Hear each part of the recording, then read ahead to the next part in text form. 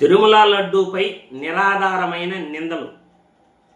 తిరుమల లడ్డూలు జంతువుల కొవ్వు నుండి తీసిన నెయ్యి వాడారని ఏ ఆధారంతో చంద్రబాబు చెప్పగలిగాడు? అయోధ్యకు పంపిన లక్ష లడ్డూల్లో కూడా జంతువుల కొవ్వు నుండి తీసిన నెయ్యి కలిసిందని పవన్ కళ్యాణ్ ఏ ఆధారంతో చెప్పగలిగాడు? ఇప్పుడు బోలే బాబా అని Chandrababu and co yellow media దుష్ప్రచారం చేస్తూ ఉంది. ఈ బోలే బాబా ఎవరు?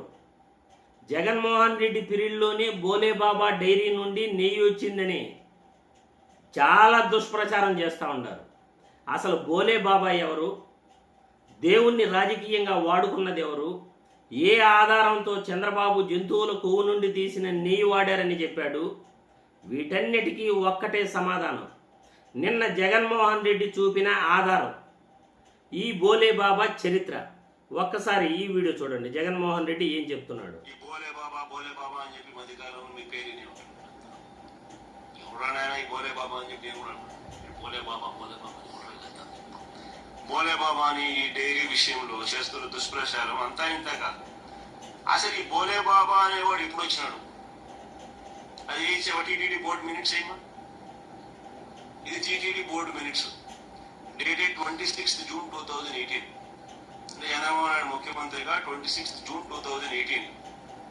ఇక్కడ as per procedure in work, the technical team has inspected the plans. MS Harsh fresh dairy products private limited, Uttarakhand. ఎవరి డైరీ? బోలే బాబాయ్. ఈ బోలే బాబా తర్వాత ఏ పేరు మార్చి బోలే బాబాయ్ name change. Harsh fresh dairy products private limited was the former name of Bole Baba Organic Dairy Milk Private Limited. The same was deemed technically qualified to supply milk by the TTD during May 2018. ఇది నిజంగా గమ్మత్తైన విషయమే కదా. చూసారుగా, బోలే బాబా చరిత్ర ఉత్తరాఖండ్ నుండి పుట్టింది. ఉత్తరాఖండ్కి చెందిన ఒక డైరీ ఫామ్, హర్ష్ ఫ్రెష్ అనే డైరీ ఫాము 2018 జూన్ 26వ తేదీనే నెయ్యి పంపింది. ఆ హర్ష్ ఫ్రెష్ అనే డైరీ ఫామే ఈ బోలే బాబా అన్నమాట.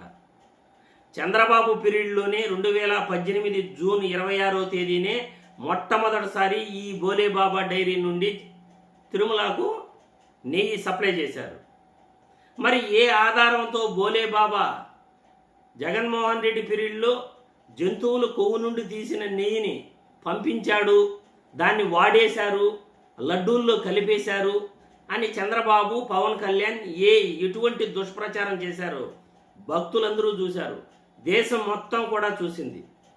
అసలు తిరుమలకు ఎటువంటి డైరీ ఫామ్ నుండి నెయ్యి వచ్చినా కానీ, మిల్క్ వచ్చినా కానీ, ఏ పదార్థం వచ్చినా కానీ ముఖ్యంగా NABL సర్టిఫికేట్ అనేది కంపల్సరీగా అవసరం.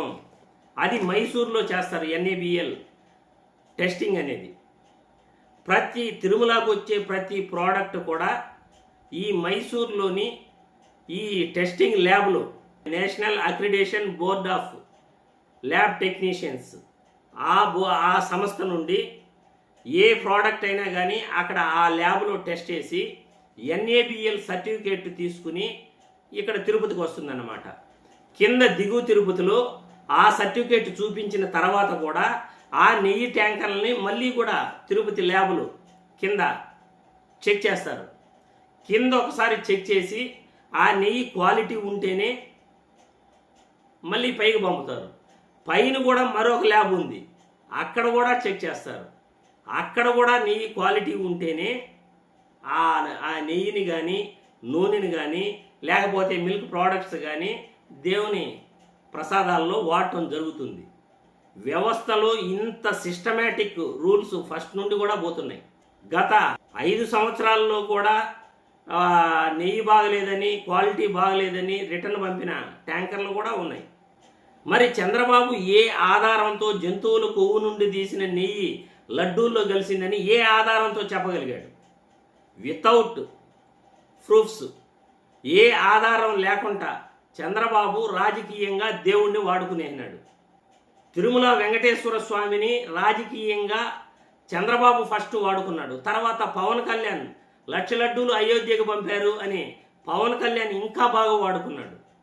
కానీ అయోధ్యకు పంపిన లక్ష లడ్డూలు వచ్చేసి ఉత్తర భారతదేశానికి చెందిన ఒక టీటీడీ బోర్డు మెంబరే, అది బీజేపీ పార్టీకి చెందిన బోర్డు మెంబరే ఆ లక్ష లడ్డూల తయారీకి ఆయన డొనేషన్ ఇవ్వడం జరిగింది, బీజేపీ పార్టీకి చెందిన బోర్డు మెంబరు. మరి పవన్ కళ్యాణ్ ఎటువంటి ఆధారం లేకుండా కళ్ళు మూసుకుని ఆ దేవదేవుడు శ్రీ వెంకటేశ్వర స్వామిని వాడుకున్నాడు రాజకీయంగా. చంద్రబాబు ఇంకా బాగా వాడుకున్నాడు. చంద్రబాబు అనుకూల మీడియా TV5, ఈనాడు, ఆంధ్రజ్యోతి, మహాన్యూస్ వారు ఇంకా బాగా దేవుణ్ణి వాడుకున్నారు. జగన్మోహన్ రెడ్డిపై నిందెయ్యాలి, వైసీపీ ప్రభుత్వంపై నిందెయ్యాలి. తిరుమలలో టీటీడీలో అంత పెద్ద వ్యవస్థలు, ల్యాబ్లు ఉన్నాయి, టెస్టింగ్ ల్యాబ్లు ఉన్నాయి.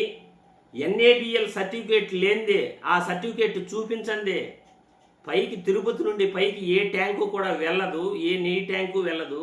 ఇంత పక్కాగా పగడ్బందీగా తిరుమలలో వ్యవస్థ, టీటీడీ వ్యవస్థ ఉండగా చంద్రబాబు నాయుడు ఏకంగా దుష్ప్రచారం చేయాలనే ఒక దురుద్దేశంతో తిరుమల లడ్డూలో జంతువుల కొవ్వు నుండి తీసిన నెయ్యి కలిసిందని నిరాధారమైన నిందలేసేశాడు.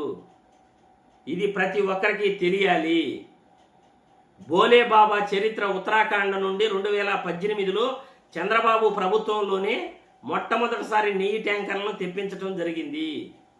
ఇది ప్రజలు, భక్తులు మీరే కామెంట్ల రూపంలో చంద్రబాబు దేవుణ్ణి రాజకీయంగా వాడుకున్నాడా లేదా, తిరుమల లడ్డూపై నిందలు వేశాడా లేదా, కామెంట్ల రూపంలో మీరే సమాధానం చెప్పండి.